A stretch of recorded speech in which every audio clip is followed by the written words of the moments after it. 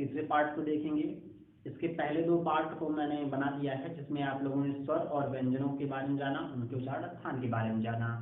ये तीसरा पार्ट है जिसमें हम लोग स्वर और व्यंजनों के बारे में, उनके प्राणवायु के आधार पर वो कितने प्रकार के हैं उसके बारे में जानेंगे, और सघोष, अघोष, अल्पप्राण, महाप्राण तो डिटेल में यहाँ पे हम समझेंगे। जो लोग इस वीडियो पर डायरेक्ट आए हैं उनको ये वीडियो समझने में दिक्कत होगी, इसलिए वो पहला पार्ट और दूसरा पार्ट देख लें तब यहाँ पे आए। आइए स्टार्ट करते हैं। देखिए, प्राणवायु के आधार पर, वर्ण के प्राणवायु के आधार पर, पहले मैं लिख लेता हूँ यहाँ पर, प्राणवायु के आधार पर वर्ण को 2 भागों में बांटा गया है। एक होता है अल्प प्राण, ठीक है, और दूसरा होता है महाप्राण। अल्प प्राण उन व्यंजनों को कहते हैं जिनके उच्चारण करने में हमारे मुख से कम टाइम के लिए वायु निकले। इसे इसका क्या है, प्राणवायु के आधार पर रखा गया है। जैसे किसी भी वर्ण का, किसी भी वर्ग का पहला, तीसरा और 5वां वर्ण, ठीक है, किसी भी वर्ग का पहला, तीसरा और जो 5वां वर्ण होगा, जब आप उसको बोलेंगे तो उसको बोलने में कम टाइम लगेगा। जैसे आपको मैं दिखाता हूँ एग्जाम्पल में, देखिए क पहला है, ग अंगा, ठीक है, च, छ, ज, झ, ञ। इनको बोलिए आप, एक बार आप क बोलिए और एक बार आप ख बोलिए। आप देखेंगे कि क बोलने में कम टाइम लग रही है और वहीं पे ख बोलने में टाइम एक्सेस लग रहा है। तो जिनको बोलने में कम टाइम लगे, हमारे मुख से वायु कम निकले, उसे हम अल्प प्राण कहते हैं, जो कि हर वर्ग का पहला वर्ण, तीसरा वर्ण और 5वां वर्ण होगा। ये तो वर्ग पर आधारित हो गए। अब देखिए, हम जानते हैं कि हिंदी वर्णमाला में 5 वर्ग होते हैं, जिनमें कुल मिलाकर 25 वर्ण हुए। तो ये 25 के लिए अप्लाई हो गया। अब अगर हम बात करें अंतस्थ व्यंजन की, देखिए, तो जितने भी अंतस्थ व्यंजन हैं, य, र, ल, व, एक बार ध्यान देंगे कि य, र, ल, व, ये जो अंतस्थ व्यंजन हैं ये भी अल्प प्राण होते हैं। अंतस्थ व्यंजन भी क्या होते हैं, तो अंतस्थ व्यंजन भी अल्प प्राण होते हैं। और जितने भी स्वर हैं, एक बार मैं यहाँ पे लिखता चल रहा हूँ कि जो भी स्वर होंगे, मतलब सभी स्वर क्या होंगे, तो सभी स्वर भी अल्प प्राण होंगे। जैसे आप स्वरों को बोलेंगे तो आप बोलिए अ, आ, ई, उ, ऊ, तो ये आपको लगेगा कम टाइम के लिए मुख से निकल रहे हैं, तो ये क्या होंगे, सभी स्वर अल्प प्राण होंगे। सभी अंतस्थ व्यंजन भी क्या होंगे, अल्प प्राण होंगे। आप जान गए कि अल्प प्राण में वर्ग का पहला, तीसरा, 5वां वर्ण आता है, और सभी अंतस्थ व्यंजन अल्प प्राण हैं, सभी स्वर अल्प प्राण हैं। ये अल्प प्राण हो गया। अब प्राणवायु के आधार पर जो दूसरा इसका वर्गीकरण है महाप्राण, उसको समझते हैं। देखिए,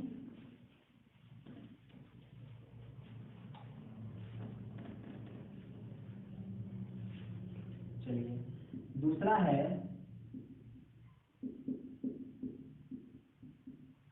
महाप्राण।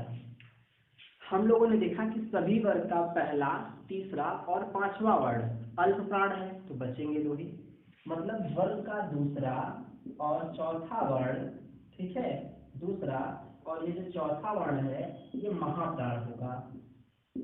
जैसे ख, आप क बोलेंगे कम टाइम लगेगा, ख बोलेंगे ज्यादा टाइम लगेगा, ग बोलेंगे कम टाइम लगेगा, लेकिन जैसे ही आप घ कहते हैं तो आप देखेंगे कि आपकी जो टाइम लाइन है वो थोड़ी सी बढ़ जाती है। तो महाप्राण में वर्ग के दूसरे और चौथे वर्ण क्या होते हैं, महाप्राण होते हैं। अब जो स है, हम 3 स के बारे में जानते हैं ना, इसे क्या कहते हैं, तालव्य स, इसे मूर्धन्य स, इसे दंत्य स, और इसी के लाइन में एक और होते हैं ह। ये जो 4 लोग हैं, इनके ऊपर क्या रहते थे, य, र, ल, वो चले गए थे अल्प प्राण में, इसमें ये 4 लोग आ गए। ये लोग क्या होंगे, ये सभी लोग महाप्राण होते हैं। तीनों स और ह क्या है, महाप्राण है। एक बात और देखते हैं कि ये जो 1 2 3 स हैं, ये स ये श मतलब तालव्य मूर्धन्य और दंत स, इन तीनों लोगों को हम लोग सकार बंध कहते हैं। कभी कभार पूछ देता है एग्जाम में, याद रखेंगे कि इन तीनों स को हम लोग सकार बंध कहेंगे। आप लोगों ने महाप्राण के बारे में देख लिया। स्वरों को आप जाना कि अल्प प्राण की श्रेणी में सभी स्वर होते हैं, महाप्राण की श्रेणी में कोई स्वर नहीं होता है। महाप्राण में वर्ग का दूसरा और चौथा वर्ण आता है, साथ ही साथ 3 स और ह भी महाप्राण की श्रेणी में आते हैं। अल्प प्राण महाप्राण के बाद अब हम आते हैं स्वर तंत्रियों के आधार पर। ठीक है, शॉर्टकट में आप इसे लिख सकते हैं कि कंपन के आधार पर लिख देते हैं, आसानी होगी आपको समझने में।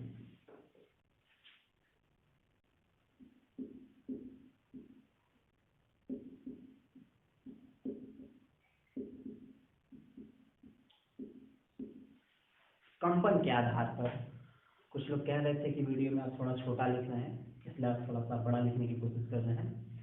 कंपन के आधार पर भी वर्ण 2 प्रकार के होते हैं, एक होता है अघोष और एक होता है सघोष। पहले अघोष पर चर्चा करते हैं। अघोष का मतलब ये है कि जिन स्वरों को हम उच्चारित करें और किसी भी प्रकार का कंपन महसूस न हो। जैसे मोबाइल जनरल मोड में होगी, रिंगटोन बजेगा तो कंपन उत्पन्न नहीं होगा, सिर्फ वॉल्यूम आएगी। लेकिन अगर वही मोबाइल साइलेंट मोड में है, वाइब्रेशन में है, जब तब अगर फोन बजेगा तो वो क्या होगी, वाइब्रेट करेगी। वही सिस्टम यहाँ पे है, वाइब्रेट कर रही है तो मतलब सघोष। सघोष वाइब्रेशन के साथ, अघोष वाइब्रेशन को हटा दिया जाए। तो अघोष वर्ण उन्हें कहेंगे जिनको बोलने में वाइब्रेशन नहीं फील हो, कंपन न उत्पन्न हो। समझ रहे हैं? तो आप देखेंगे कि हर वर्ग का पहला और हर वर्ग का दूसरा, ठीक है, हर वर्ग का पहला और हर वर्ग का दूसरा वर्ण जो होगा वो अघोष की श्रेणी में आएगा।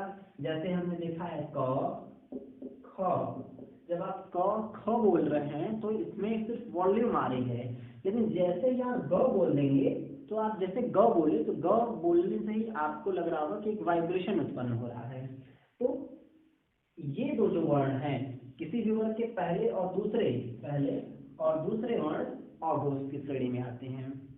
अब देखिए, अघोष में हमने जाना कि हर वर्ग के मतलब पहले दूसरे आते हैं, वर्ग 5 हैं तो पांचों को समझ लिया। इसके बाद फिर हम नीचे वाले पे आते हैं, जो तीनों स हैं, समझ रहे हैं आप? मैं लिख देता हूं स, और ये स। ये 3 लोग जो हैं ये भी लोग अघोष होते हैं। ये तीनों स क्या होंगे? ये भी तीनों स अघोष होंगे। आपने देखा कि अघोष की श्रेणी में कौन कौन लोग हैं? वर्ग का पहला और दूसरा वर्ण और साथ ही साथ ये तीनों स क्या है? अघोष की श्रेणी में है। अब सघोष की बात करते हैं। देखिए, सघोष की श्रेणी में वर्ण सघोष या अघोष होगा कंपन के आधार पर। अघोष को हमने देखा कि पहले और दूसरे वर्ण अघोष हैं, तो बचेंगे कौन? 3, 4 और 5वां वर्ण। ये जो तीसरा, चौथा और 5वां वर्ण है वर्ग का, ये सघोष होता है। जैसे मैंने बताया था आपको ग, घ, अंगा, च, छ, ज, ठीक है, झ, य, ये जो वर्ण हैं वर्ग के तीसरे, चौथे और 5वें वर्ण, वो क्या होंगे? वो सघोष की श्रेणी में आएंगे। साथ ही साथ जितने भी अंतस्थ व्यंजन हैं य, र, ल, व, य, र, ल, व, सारे अंतस्थ व्यंजन भी क्या होंगे? सघोष होंगे। इसके बाद जितने भी स्वर हैं, मतलब सभी स्वर क्या होंगे? तो सभी स्वर भी सघोष होंगे। सभी स्वर अल्प प्राण थे और सभी स्वर सघोष होंगे। इसके बाद एक भाई साहब बचते हैं जो कि अघोष में नहीं आपको नजर आए और नहीं अब तक सघोष में नजर आए हैं, वो है ह। तो ह भी जो होगा ये भी क्या होगा, ये भी सघोष होगा। सघोष, अघोष, अल्पप्राण, महाप्राण को आप लोगों ने जान लिया। इससे ज्यादा प्रश्न इसमें पूछेगा नहीं। अब थोड़े थोड़े फैक्ट, कुछ महत्वपूर्ण फैक्ट जो छूट गए होंगे पहले दूसरे वीडियो में, जो एग्जाम पॉइंट ऑफ व्यू से थोड़ी जरूरी है, उसको समझते हैं। देखिए, अगर आपसे प्रश्न ये पूछता है कि कुल कितने वर्ण हैं, ठीक है, कुल कितने वर्ण है, तो कुल कितने वर्ण है हिंदी वर्णमाला में 52 है। अगर आपसे कहता है कि कुल व्यंजन कितने हैं भाई, तो कुल व्यंजन कितने हैं, मैं एक बार रिपीट करा दे रहा हूँ। कुल व्यंजन कितना मैंने आपको बनाया था, 39, ठीक है। कुल वर्ण 52, कुल व्यंजन 39। अच्छा, कुल स्वर की बात करता है तो कुल स्वर कितने थे, 11 और 2 अयुग्वाह थे, ठीक ना, 2 अयुग्वाह हो गए। अब अगर आपसे ये प्रश्न पूछता है, आपने देखा कुल वर्ण 52, कुल व्यंजन 39, कुल स्वर 11, अयुग्वाह 2।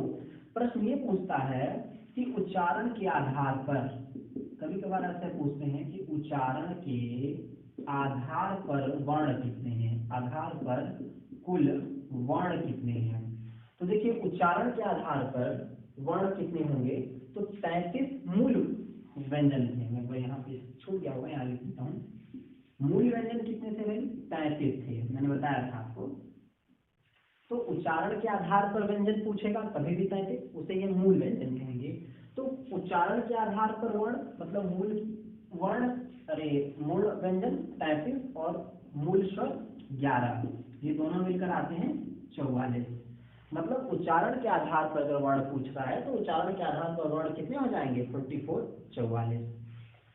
यहाँ से प्रश्न पूछे जाते हैं, ठीक है, ऑप्शनल बेस्ड क्वेश्चन, ये भी आपने समझ लिया। अच्छा, अब एक फैक्ट और जान लीजिए जरा कि द्वित व्यंजन क्या है। द्वित व्यंजन क्या है, एग्जाम में बहुत कम, बहुत माइनर पूछे जाने वाले प्रश्न हैं, लेकिन याद कर लेते हैं इन केस आए हमसे छूटे ना। देखिए, जैसे हम लिख देते हैं दिल्ली, ठीक है, हमने लिख दिया पक्का, हमने लिख दिया चक्का, ठीक है। चलिए देखिए, प्रश्न आपसे पूछेगा, दे देगा क्वेश्चन दिल्ली, इनमें द्वित वर्ण कौन सा है, तो ऐसा वर्ण जो 2 बार रिपीट हो गया हो, कौन सा वर्ण है, ल। तो यहाँ पे द्वित व्यंजन कौन हो जाएगा, ल हो जाएगा। पक्का में कौन सा वर्ण रिपीट है, आप देख रहे होंगे क, तो इसमें क क्या हो जाएगा, द्वित व्यंजन हो जाएगा। चक्का में भी यही क है। कच्चा अगर मान लिया जाता है, इनकेस आता है कच्चा, तो कच्चा में क्या हो जाएगा, च। यहाँ से आप लोगों ने द्वित व्यंजन को भी देख लिया। ये जो वीडियो है, यहाँ पे आप लोगों ने पूरी हिंदी वर्णमाला को अच्छे से पढ़ लिया। पहला पार्ट, दूसरा पार्ट, तीसरा पार्ट मिलाकर हिंदी वर्णमाला से बनने वाले सभी महत्वपूर्ण प्रश्न इसी में से आपको मिलने वाले हैं। वीडियो को देखें, न समझ में आए तो फिर से रिपीट करके देखें। जो क्वेश्चन आपको नहीं आते हैं उसको कमेंट करें, मैं उसका उत्तर आपको कमेंट बॉक्स में दे दूंगा। तब तक के लिए जय हिंद।